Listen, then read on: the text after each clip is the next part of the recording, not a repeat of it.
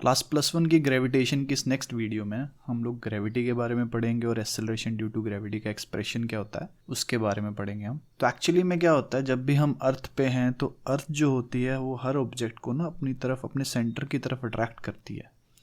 इसको हम लोग ग्रेविटी बोलते हैं। हर प्लैनेट ये फिनोमिना शो करता है। अब सपोज करो ना, ये हमारे पास अर्थ है, ठीक है। अब अर्थ का जो सेंटर है ये सेंटर मान लो, और यहाँ पे कोई मास रखा हुआ है, मास है m हमारे पास। तो अर्थ जो होगी वो हमेशा सेंटर की तरफ को अट्रैक्ट करेगी। अब सेंटर की तरफ को हमारे पास फोर्स लगती है, जो forces and laws of motion वाला चैप्टर था उसमें हमने पढ़ा था कि mg फोर्स लगती है toward the centre of earth. लेकिन जैसे ही हमने अब न्यूटन के बारे में पढ़ा है, जो न्यूटन्स लॉ ऑफ ग्रेविटेशन है उसके बारे में पढ़ा है, तो वहाँ से हमें ये पता चला है ना कि ग्रेविटेशन फोर्स भी एग्जिस्ट करती है। तो ये mg जो होगी वो बेसिकली किसके इक्वल होगी? जो हमारी ग्रेविटेशनल फोर्स होगी उसके। जो हमारे पास ग्रेविटेशनल फोर्स है वो किसके बराबर होगी? Universal gravitation constant, mass of earth, mass of object upon जो भी इनके बीच का डिस्टेंस है। वो ऑब्वियस सी बात है, सरफेस पे रखा हुआ है तो सेंटर और सरफेस के बीच का जो डिस्टेंस होगा वो अर्थ का रेडियस होगा, तो रेडियस का स्क्वायर हो जाएगा। अब जब हम m से m कैंसिल आउट कर देंगे तो हमारे पास आ जाएगा स्मॉल g, और ये स्मॉल g क्या होता है? बेसिकली हमारे पास है एक्सेलरेशन ड्यू टू ग्रेविटी। इसमें ये मास नहीं आएगा, तो बेसिकली ये हमारे पास फॉर्मूला है किसका? एक्सेलरेशन ड्यू टू ग्रेविटी का। तो एक्सेलरेशन ड्यू टू ग्रेविटी होती है gm/r²। ये तब है जब ऑब्जेक्ट कहाँ रखा हुआ हो? सरफेस पे हो। अब सपोज करो अगर हम लोग इस फॉर्मूले को रिप्रेजेंट करना चाहते हैं अर्थ की डेंसिटी के साथ। मेरा कहने का मतलब क्या है कि सपोज करो अगर हम कोई होल डिग करते हैं अर्थ में, तो ग्रेविटी का फॉर्मूला जो होगा वो चेंज हो जाता है एक्सेलरेशन ड्यू टू ग्रेविटी का। उस टाइम पे जो हम फॉर्मूला यूज़ करते हैं हम उसमें अर्थ की डेंसिटी को यूज़ करते हैं। होता क्या है, जैसे देखो ना, हमारे पास मास ऑफ अर्थ था m, लेकिन मास क्या होता है? Volume into density. लेकिन क्योंकि हम अर्थ को कंसीडर करते हैं स्फेरिकल बॉडी, तो उसका वॉल्यूम क्या होगा? 4/3 πr³ इंटू रो। तो ये हमारे पास मास हो जाएगा। जब मैं इस फॉर्मूले को हमारे एक्सेलरेशन ड्यू टू ग्रेविटी वाले फॉर्मूले में पुट करूँगा तो बेसिकली मेरे पास जो एक्सेलरेशन ड्यू टू ग्रेविटी का फॉर्मूला हो जाएगा वो क्या हो जाएगा? g, मास की जगह मैं क्या पुट करूँगा? 4/3 πr³ रो अपॉन r²। अब r² से r³ तो कैंसिल आउट हो जाएगा, एक ही r बचेगा। तो हमारे पास जो एक्सेलरेशन ड्यू टू ग्रेविटी का फॉर्मूला बचेगा that is 4/3 πg rho r। तो ये फॉर्मूला है कब? जब हम इनसाइड हो। फॉर इनसाइड यानी कि अगर हम अर्थ में होल डिग कर रहे हैं और अगर हम उसके अंदर है तो हम इस चीज़ को यूज़ करेंगे। और बेसिकली ये है हमारे पास किस लिए? आउटसाइड के लिए। तो ये दो फार्मूले हैं। बेसिकली अभी जो वैल्यू रहेगी वो सेम रहेगी क्योंकि हमने मास को कहाँ रखा हुआ था? सरफेस पे रखा हुआ था। जब हम किसी पर्टिकुलर हाइट पे जाएंगे तो हम ये जो r की वैल्यू है इसको चेंज कर देंगे। अगर हम डेप्थ में जाएंगे तो हम r की वैल्यू को चेंज कर देंगे। तो अगर हमने पेपर में लिखना है तो कैसे लिखना है? तो हमारे पास जो पूरी की पूरी डेरिवेशन है वो कुछ इस हिसाब से, जैसा कि मैं बोलता हूँ, हर डेरिवेशन को तुमने स्टार्ट करना है। Consider earth is a spherical body of mass m and radius r, और उसके सरफेस पे हमने मास को रखा हुआ है। जैसा कि मैंने बताया, जो ग्रेविटेशनल फोर्स होगी दैट इज़ gm/r², और वो सेम ग्रेविटेशन फोर्स जो होगी हमारे वेट के इक्वल भी होगी। वेट जो होता है वो सेंटर की तरफ को एक्ट करता है। तो वहाँ से मास जो है हमारे पास वो कैंसल आउट हो रहा है, और हमारे पास जो फॉर्मूला आ जाएगा that is acceleration due to gravity is equal to gm/r²। अगर हमारी अर्थ की डेंसिटी रो है तो हम मास को जो है वो 4/3 πr³ इंटू डेंसिटी पुट कर सकते हैं। और जब मैं इस फॉर्मूले को पुट करूँगा, हमारा जो ये फॉर्मूला निकाला आउटसाइड के लिए, तो हमारे पास एक्सेलरेशन ड्यू टू ग्रेविटी का जो फॉर्मूला है वो क्या बन जाएगा? 4/3 πg रो r। अब हम ये देख पा रहे हैं कि जैसे हम अर्थ के सरफेस के बाहर जा रहे हैं, जो g है वो इन्वर्सली प्रोपोर्शनल हो रही है r² के। खुद देखो ना, डिस्टेंस के इन्वर्सली प्रोपोर्शनल है। लेकिन अगर हम इनसाइड हैं, अगर हम होल डिग करके अर्थ के अंदर हैं, तो बेसिकली क्या है? जो एक्सेलरेशन ड्यू टू ग्रेविटी है वो तो डायरेक्टली प्रोपोर्शनल आ रही है। तो इसका मतलब सपोज करो अगर मैं ग्राफ बनाऊं, जो नीचे वाला ग्राफ है ना उसी को एक्सप्लेन कर रहा हूं। अगर मैं ग्राफ बनाऊं डिस्टेंस का, सपोज करो यहाँ पे एग्जैक्टली सेंटर है, सेंटर पे जो आर की वैल्यू होगी वो 0 होगी, तो एक्सेलरेशन ड्यू टू ग्रेविटी 0 होती है सेंटर पे। और सपोज करो यहाँ तक सरफेस है, कैपिटल आर पुट कर रहा हूँ और कैपिटल आर के बाद आउटसाइड चले गए हम, तो बेसिकली होगा क्या, सेंटर से सरफेस तक, क्योंकि हम जानते हैं जी डायरेक्टली प्रोपोर्शनल है आर के, acceleration due to gravity directly proportional है डिस्टेंस के, तो धीरे धीरे क्या होगा, हमारे पास जो ग्रेविटी होगी वो इंक्रीज़ करेगी, जो एक्सेलरेशन ड्यू टू ग्रेविटी की वैल्यू होगी वो इंक्रीज़ करेगी। मैं कैपिटल आर की जगह स्मॉल आर लिख रहा हूँ, और जैसे ही हम सरफेस पे पहुँचेंगे वो मैक्सिमम हो जाएगी, और वो मैक्सिमम वैल्यू कितनी है सरफेस पे, हम यहाँ कैलकुलेट कर चुके हैं, दैट इज़ GM/r²। लेकिन जैसे ही मैं सरफेस से बाहर जाऊँगा, मैं और डिस्टेंस को बढ़ा रहा हूँ, अर्थ के रेडियस से और ज़्यादा कर रहा हूँ डिस्टेंस को, तो हमारे पास बेसिकली क्या हो रहा है, G is proportional to 1/r², वो उसके इन्वर्सली प्रोपोर्शनल जा रहा है डिस्टेंस के स्क्वायर के, तो शार्प कर्व बन जाएगा हमारे पास। तो बेसिकली ये ग्राफ फॉर्म होगा। तो ये जो ग्राफ लिखा हुआ है इसका पूरा एक्सप्लेनेशन भी मैंने बता दिया है। जो नेक्स्ट हम पढ़ेंगे वो ये है कि कैसे हम जो हमारे पास एक्सेलरेशन ड्यू टू ग्रेविटी है, ठीक है, उसको कैसे चेंज कर सकते हैं, यानी कि एक्सेलरेशन ड्यू टू ग्रेविटी पे हमारी हाइट का क्या फ़र्क पड़ेगा, अगर हम मास को किसी पर्टिकुलर हाइट पे रख रहे हैं, अगर हम मास को डेप्थ पे रख रहे हैं तो उसका क्या इम्पैक्ट पड़ेगा, उसके बारे में पढ़ेंगे। तो सबसे पहले हम पढ़ते हैं कि बेसिकली हाइट का क्या इम्पैक्ट पड़ता है। तो जैसा कि हम सपोज़ करते हैं कि जो अर्थ है हमारे पास वो एक स्फेरिकल बॉडी है और उसका मास है कैपिटल M और उसका जो रेडियस है दैट इज़ R, तो R रेडियस है। तो सपोज़ करो हमारे पास ये है पॉइंट A और यहाँ कहीं है पॉइंट B।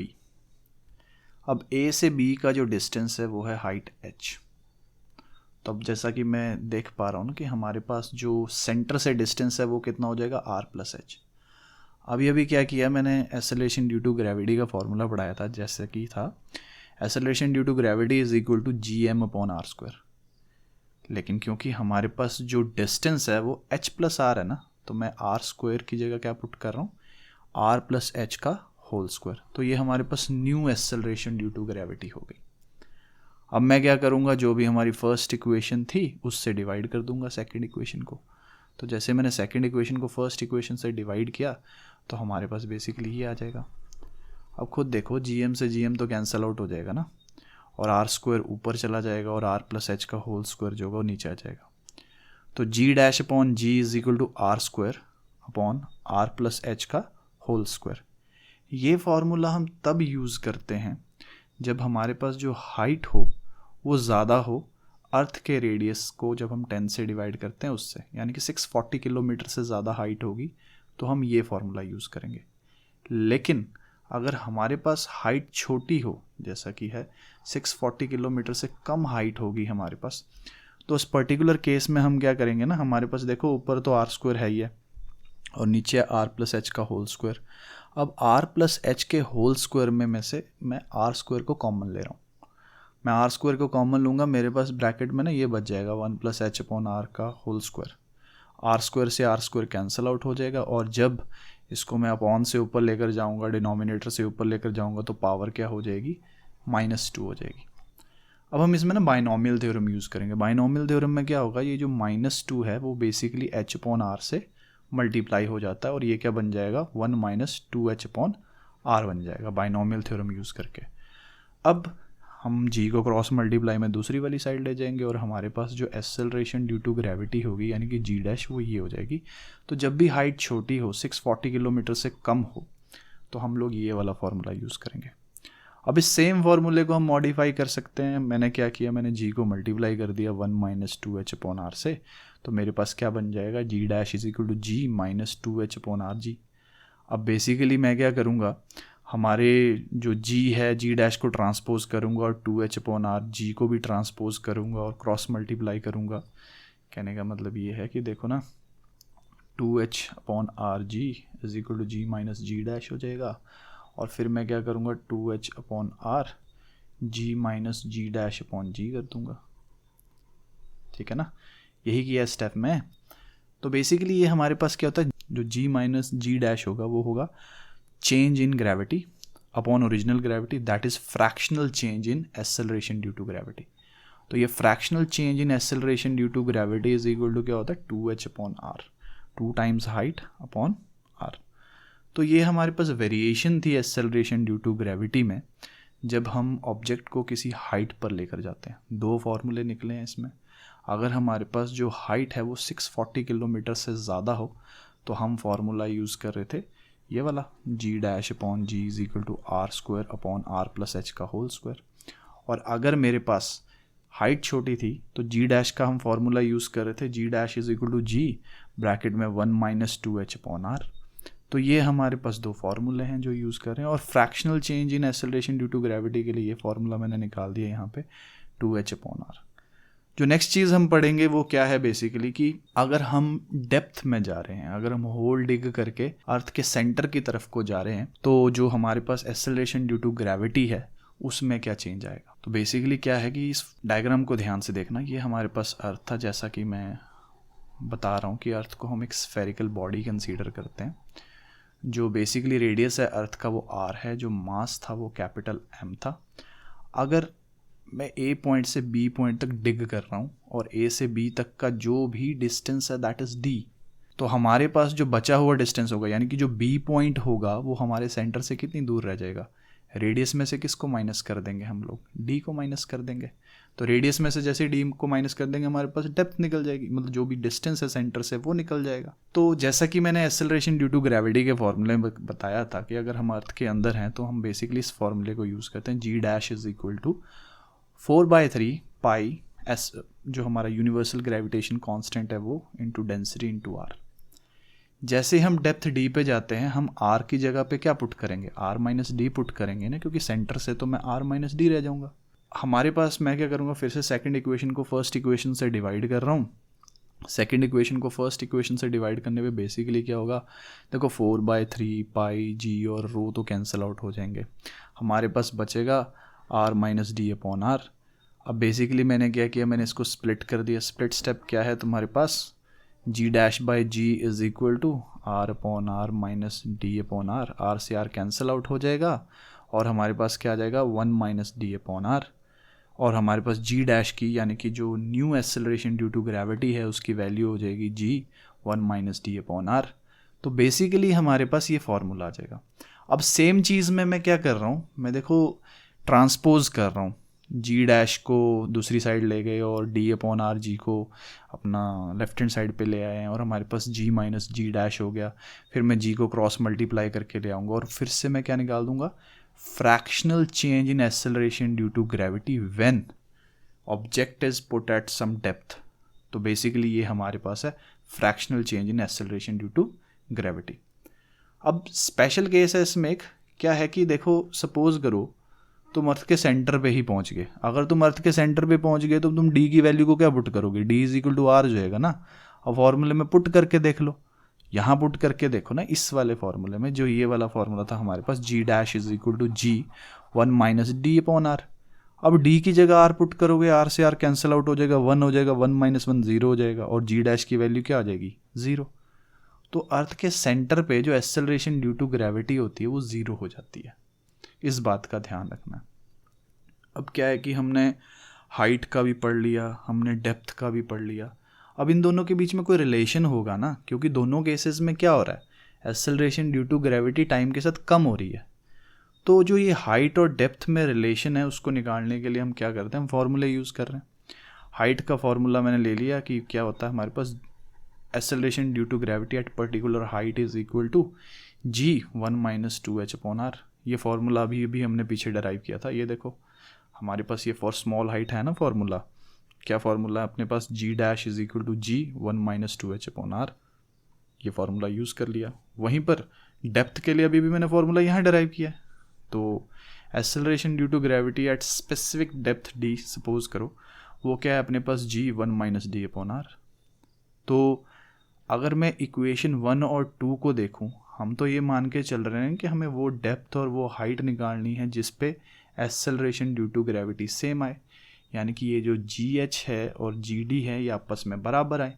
तो मैं इन दोनों फार्मूलों को अपने आप में इक्वल पुट कर दूंगा और जब मैं इसको इक्वल पुट कर दूंगा तो हमारे पास रिजल्ट क्या निकल रहा है कि 2h is equal to D, यानी कि ये रिलेशन है तो अगर तुम हाइट 10 मीटर रेज कर रहे हो तो जितनी एक्सेलरेशन ड्यू टू ग्रेविटी होगी वो 20 मीटर डेप्थ पे उतनी एक्सेलरेशन ड्यू टू ग्रेविटी होगी, क्योंकि हाइट का हमेशा 2 टाइम्स आ रही है डेप्थ। तो ये हमारे पास दो चीज़ें थी कि हाइट की वजह से एक्सेलरेशन ड्यू टू ग्रेविटी कैसे चेंज होती है, डेप्थ की वजह से एक्सेलरेशन ड्यू टू ग्रेविटी कैसे चेंज होती है। जो नेक्स्ट है हमारे पास वो है variation in acceleration due to gravity due to latitude. Latitude का मतलब अर्थ पे ऑब्जेक्ट जो है वो कहाँ प्लेस्ड है उसके हिसाब से। अब सपोज करो ये हमारे पास अर्थ है, अर्थ एक स्फेरिकल बॉडी मान रहे हैं हम लोग, ठीक है। ये वाला जो पॉइंट है बिल्कुल सेंटर में, ये इक्वेटर होता है। इक्वेटर ऐसी लाइन है जो अर्थ को दो इक्वल हाफ में डिवाइड करती है, तो ये इक्वेटर है, ठीक है। सपोज करो मैंने ऑब्जेक्ट को यहाँ रखा हुआ था, अब ऑब्वियस सी बात है सेंटर से पेरिफेरी तक का जो डिस्टेंस होगा वो रेडियस होगा। ऑब्जेक्ट को मैंने पी पॉइंट पे रखा हुआ है और इस पी पॉइंट का जो डिस्टेंस होगा सेंटर से वो भी रेडियस होगा। ये भी तो रेडियस होगा ना हमारे पास, ये भी आर है, ठीक है। अब मैं ये मान के चलता हूँ कि अर्थ का जो ये एक्सिस ऑफ रोटेशन है, अर्थ रोटेट कर रही है ओमेगा से, ओमेगा जो है वो एंगुलर वेलोसिटी है। अर्थ के एक्सिस ऑफ रोटेशन से जो इस पॉइंट पी तक का डिस्टेंस है मैं उसको मान लेता हूँ स्मॉल आर। ये है हमारे पास स्मॉल आर है ये हमारे पास, चलो ठीक है। अब ये हमारे पास 90 डिग्री का एंगल होगा। इस पॉइंट को मैं पॉइंट मार्क कर देता हूँ ना, ये सपोज करो सेंटर है हमारे पास ओ, पॉइंट पी है और इसको मैं पॉइंट सी मान लेता हूँ। तुम कुछ भी मान सकते हो, कोई दिक्कत वाली बात नहीं है। मैंने जैसे अपनी डेरिवेशन की है उसके अकॉर्डिंग मैं लिख रहा हूँ। अभी बात ऐसे है ना कि हम ये पढ़ चुके हैं कि क्या होता है कि अगर हमारे पास कोई मास m है जिसको हमने यहाँ पे रखा हुआ है इस पॉइंट पे, सेंटर की तरफ को क्या लगेगी, mg लगेगा ना। सेंटर की तरफ को वेट सेंटर की तरफ को एक्ट करता है, वेट एक फोर्स है वो सेंटर की तरफ को एक्ट करेगी, ठीक है। अब मैं ये मान लेता हूँ कि जो p पॉइंट है वो हमारे इक्वेटर के कंपैरेटिवली एंगल, देखो ये बना रहा है लैम्डा। अगर ये एंगल लैम्डा है तो ये एंगल भी लैम्डा होगा। ऑल्टरनेट इंटीरियर एंगल हैं ये तुम्हारे पास, लैम्डा लैम्डा हो गए, ठीक है। अब सेंटर की तरफ को mg लग रही है और बॉडी के परपेंडिकुलर हमेशा क्या लगता है, नॉर्मल रिएक्शन लगता है, ठीक है। अब क्योंकि अर्थ रोटेट कर रही है और जब भी चीज़ें रोटेट करती हैं तो इसका मतलब सेंट्रीपिटल फोर्स लगेगी, ठीक है। और वो फोर्स जो होगी वो हमारे पास होगी mr ओमेगा स्क्वायर।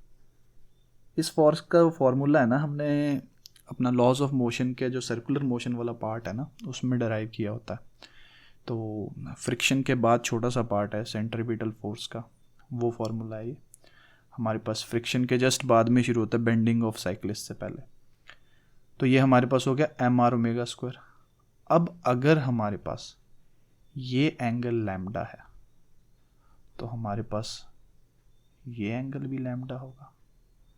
देखो ना दोनों एंगल लैम्डा हैं, ऑपोजिट एंगल्स हैं ये, वर्टिकली ऑपोजिट एंगल। अब मैं इसको रेजोल्यूट कर देता हूँ। अब mr ओमेगा स्क्वायर एक फोर्स है, तो जब मैं इसकी रेजोल्यूशन करूँगा तो ये क्या हो जाएगा mr omega square cos lambda. Rectangular component में रेजोल्यूट किया ना, तो इसके 90 डिग्री वाला जो कंपोनेंट होगा वो क्या हो जाएगा हमारे पास mr omega square sine lambda, ठीक है। ये हो गया हमारे पास। अब अगर हम देखें तो ये वाली जो फोर्स होगी यानी कि mg जो फोर्स होगी वो बैलेंस कर रही होगी ना इसको, इन दोनों फोर्सेस के सम को बैलेंस कर रही होगी, क्योंकि ऑब्वियस सी बात है ऑब्जेक्ट तो अपनी पोजीशन पे है, ना ही वो ऊपर जा रहा है ना ही वो नीचे आ रहा है। तो इसका मतलब तो यही हुआ ना कि बैलेंस्ड फोर्सेस एक्ट कर रही हैं। तो मैं ये लिख सकता हूँ कि normal plus mr omega square cause lambda जो है वो बेसिकली इक्वल है किसके, mg के। तो नॉर्मल को मैंने किसके इक्वल कर दिया, mg minus mr omega square cos lambda. अब जो नॉर्मल होता है ना वो बेसिकली हमारे पास एपरेंट वेट होता है, जो वेट हमें फील होगा। तो मैं इसको क्या लिख रहा हूँ mg dash is equal to mg minus mr omega square cos lambda. अब देखो सब जगहों से तुम m तो कॉमन ले ही सकते हो ना, ये हो जाएगा g minus r omega square cos lambda. m से m कैंसिल आउट हो जाएगा और हमारे पास क्या हो जाएगा g dash is equal to g minus r omega square cos lambda. अब यहाँ पे मैं क्या करने वाला हूँ, मैं वैल्यूज़ पुट करने वाला हूँ। किस चीज़ की वैल्यू पुट करने वाला हूँ? स्मॉल आर की। अब स्मॉल आर की वैल्यू को मैं निकालता हूँ, तो ध्यान से देखना, ये वाली ट्रायंगल में ट्रिग्नोमेट्रिक रेशियो लूँगा मैं इस ट्रायंगल में। अब खुद देखो, अगर मैं इस ट्रायंगल की बात करूँ, लैम्डा के ऑपोजिट वाली साइड यानी कि जो ओसी होगी वो परपेंडिकुलर होगी, जो बेस होगा वो स्मॉल आर होगा, और जो हाइपोटेन्यूज होगा तुम्हारे पास वो क्या हो जाएगा? Capital R. तो अगर मैं कौन सी ट्रायंगल की बात करूँ? इन ट्रायंगल ओपीसी ट्रायंगल की बात करूँ, तो जो कॉज लैम्डा होगा तुम्हारे पास वो होगा बेस अपॉन हाइपोटेन्यूज।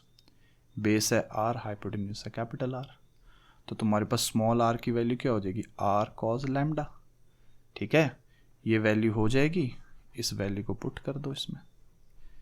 तो जब मैं इस वैल्यू को पुट करूंगा हमारे स्मॉल आर की जगह, तो हमारे पास जी डैश क्या आ जाएगा? जो apparent acceleration due to gravity है, that is equal to g minus R omega square cos square lambda. देखो कॉस लैम्डा ऑलरेडी पहले भी था और यहाँ से कॉस लैम्डा है ना, तो कॉस स्क्वायर लैम्डा हो जाएगा तुम्हारे पास। और ये हमारे पास क्या हो जाएगी? लैटिट्यूड की वजह से जो भी एक्सेलरेशन ड्यू टू ग्रेविटी में चेंज आता है वो। यहाँ पे जो आर है वो अर्थ का रेडियस है जो कि 6400 किलोमीटर्स है, और जो तुम्हारे पास अर्थ का मास होता है वो होता है 6 × 10⁻²4 6 × 10⁻²4 kgs। तो इसी के ऊपर बेस्ड ना स्पेशल केसेस निकाले हुए हैं। कहते हैं अगर अर्थ जो है वो रोटेट करना बंद हो जाएगी, अगर अर्थ रोटेट करना बंद हो जाएगी, जो ओमेगा की वैल्यू होगी वो ज़ीरो हो जाएगी। ओमेगा की वैल्यू ज़ीरो होगी तो ये पूरी टर्म ही ज़ीरो हो जाएगी। तो जी डैश किसके इक्वल आ जाएगा? जी के। ठीक है, जी डैश जो होगा वो जी के इक्वल आ जाएगा ना हमारे पास। कहते हैं दूसरी बात, अगर ऑब्जेक्ट इक्वेटर पे है, अगर ऑब्जेक्ट इक्वेटर है तो लैम्डा की वैल्यू ज़ीरो होगी। देखो ना, ये वाला एंगल ज़ीरो हो जाएगा अपने पास, ये पर्टिकुलर एंगल ही ज़ीरो हो जाएगा क्योंकि पी पॉइंट तो मैच कर जाएगा ना, हमारे इक्वेटर लाइन पे आ जाएगा। तो जब लैम्डा ज़ीरो होगा, कॉस ज़ीरो की वैल्यू क्या होती है? 1। जब कॉस ज़ीरो की वैल्यू 1 हो जाएगी, यानी कि इस पूरी टर्म की वैल्यू ही 1 हो गई, तो हमारे पास जी डैश क्या हो जाएगा? G dash is equal to g minus R omega square. अब ये वैल्यू मिनिमम होती है, यानी कि इक्वेटर पे minimum acceleration due to gravity होती है। और अगर हम पोल पे चले गए, सपोज करो ये पी पॉइंट होता ही पोल पे, यहाँ होता, अगर पी पॉइंट पोल पे होता तो लैम्डा की वैल्यू 90 होती, लैम्डा की वैल्यू 90 होती, और लैम्डा की वैल्यू अगर 90 है तो कॉस 90 क्या होता है? ज़ीरो।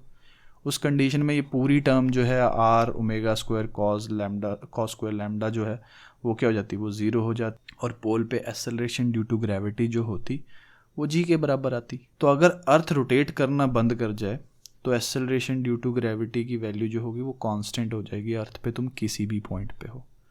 अगर ऑब्जेक्ट इक्वेटर पे रखा हुआ है तो एक्सेलरेशन ड्यू टू ग्रेविटी की वैल्यू हो जाती है जी माइनस आर ओमेगा स्क्वायर, जो कि मिनिमम वैल्यू है। और अगर कोई भी ऑब्जेक्ट पोल पे है तो भी उसकी जो एक्सेलरेशन ड्यू टू ग्रेविटी की जो वैल्यू होती है तुम्हारे पास वो इक्वल आती है जी के।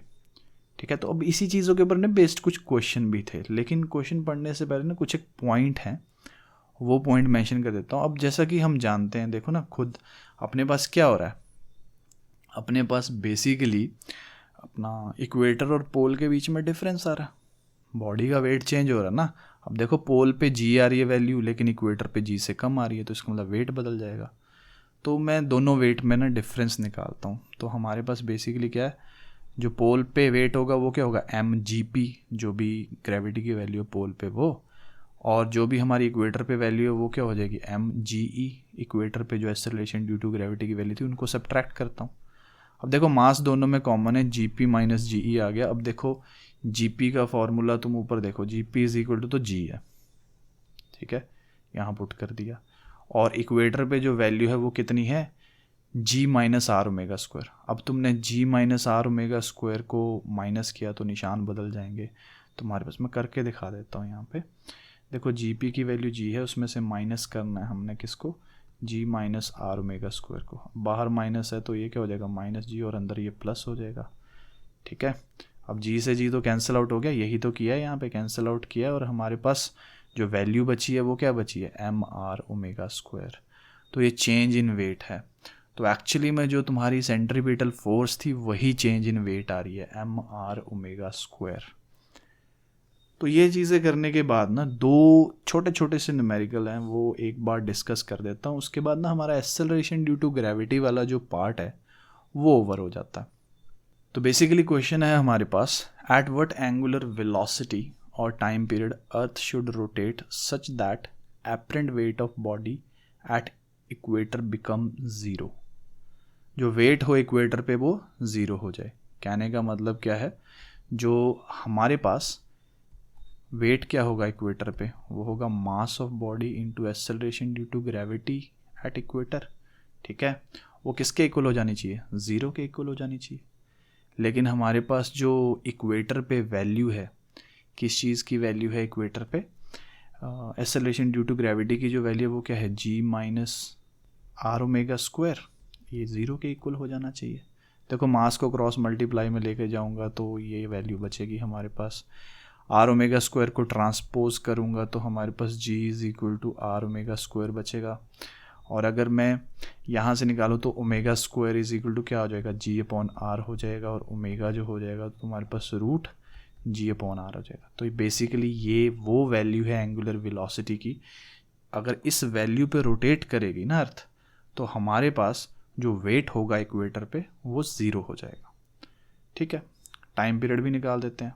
जैसा कि हम जानते हैं omega is equal to 2π/t और दैट इज इक्वल टू क्या है, root G by R. Time period निकालना था ना अपने को, 1/t is equal to 1/2π root G upon R. इसको रेसिप्रोकल कर दिया तो ये क्या हो जाएगा, 2π r अपॉन जी। तो खुद देखो, अब अगर हमारे पास, ठीक है, ये टाइम पीरियड आ जाए, अगर हमारे पास ये टाइम पीरियड आ जाए यानी कि t is equal to 2π root r upon G, तो हमारे पास जो अर्थ होगी ना, तभी जो जब ये वैल्यू आ जाएगी तो भी हमारे पास जो वेट होगा वो किसके इक्वल हो जाएगा, ज़ीरो के इक्वल हो जाएगा। याद रखना मैंने ओमेगा को क्या पुट किया, 2π/t पुट किया। तो बेसिकली ये वैल्यूज़ हैं। जो दूसरा क्वेश्चन था ना वो भी टिपिकल क्वेश्चन है। ठीक है, थोड़ा ट्रिकी क्वेश्चन था, ये IIT में आया हुआ क्वेश्चन है। कहते एक बेयर है ना, वो जंप करता है 19.6 मीटर हाइट से। तो सपोज़ करो ये जंप किया था और यहाँ पे तुम्हारे पास हाइट जो थी दैट वाज 19.6 मीटर। ये है अपना बेयर, मैंने गोला सा बना रखा पर है बेयर। ये ऊपर से लेके नीचे तक गिरने में इसने जो टाइम लिया है that time is 2 second. 2 second में ना ऊपर से नीचे तक गिरा। Then what is colour of bear, तुम्हें बेयर का कलर निकालना। ध्यान से देखना बेयर का कलर कैसे निकलेगा, तुम्हें समझ में आ जाएगा। अब अपने को जो नॉलेज है वो ये है कि पोल पे जी की वैल्यू जी के बराबर है, दैट इज़ 9.8 मीटर पर सेकेंड। लेकिन इक्वेटर पे जो वैल्यू है वो जी से कम होती है, यानी कि इक्वेटर पे जो एक्सेलरेशन ड्यू टू ग्रेविटी की वैल्यू है वो 9.8 मीटर पर सेकेंड स्क्वायर से कम होती है। ये अपने को पता है। अब देखो हाइट इन्वॉल्व हो रही है, मैं ना सिंपल फॉर्मूला लगा रहा हूँ, S is equal to UT plus half AT square. क्योंकि हाइट है तो मैं इसको क्या लिख सकता हूँ, H is equal to UT plus half GT square. अब देखो इनिशियली बेयर था ज़ीरो पे, तो इनिशियल वेलोसिटी ज़ीरो हो जाएगी। हाइट जो होगा वो क्या आ जाएगा, हाफ GT स्क्वायर। ठीक है, हाइट अपने पास था 9.6 इज इक्वल टू 1/2। जी मैं निकालूंगा, टाइम है मेरे पास 2 × 2, क्योंकि टाइम 2 सेकेंड था ना, 2 का स्क्वायर है तो ऐसे कर दिया, 2 से 2 कैंसिल आउट हो जाएगा। क्रॉस मल्टीप्लाई में लेके जाऊंगा 19.6 divided by 2 that is 9.8 meter पर सेकेंड। जो एक्सेलरेशन ड्यू टू ग्रेविटी की वैल्यू है वो 9.8 मीटर पर सेकेंड स्क्वायर आ रही है, और वो वैल्यू किस पे होती है, पोल पे। तो ये वैल्यू एक्चुअली में किसकी है, पोल पे है ये वैल्यू। अब पोल पे है, इसका मतलब जो बेयर था वो कहाँ रहता था, पोल पे। और पोल पे कौन सा बेयर रहता है, पोलर बेयर। और पोलर बेयर का कलर क्या होगा तुम्हारे पास, वाइट। तो ट्रिकी क्वेश्चन था बट कैलकुलेशन बिल्कुल सिंपल थी। तो ये कुछ एक चीज़ें हैं जो एक्सेलरेशन ड्यू टू ग्रेविटी के बारे में हमें पता होनी चाहिए। हमने इस वीडियो में ये देखा कि एक्सेलरेशन ड्यू टू ग्रेविटी होती क्या है, सरफेस पे उसका फार्मूला पढ़ा, इनसाइड के लिए हमने कैसे डेंसिटी और वॉल्यूम से उसका फार्मूला बनाया था वो पढ़ा। जब हम हाइट चेंज करते हैं तो कैसे चेंज होती है एक्सेलरेशन ड्यू टू ग्रेविटी, जब हम डेप्थ पे जाते हैं तो एक्सेलरेशन ड्यू टू ग्रेविटी कैसे बदलती है, और अर्थ पे हम किस पोजीशन पे हैं उसके हिसाब से भी एक्सेलरेशन ड्यू टू ग्रेविटी जो होगी वो चेंज होती है।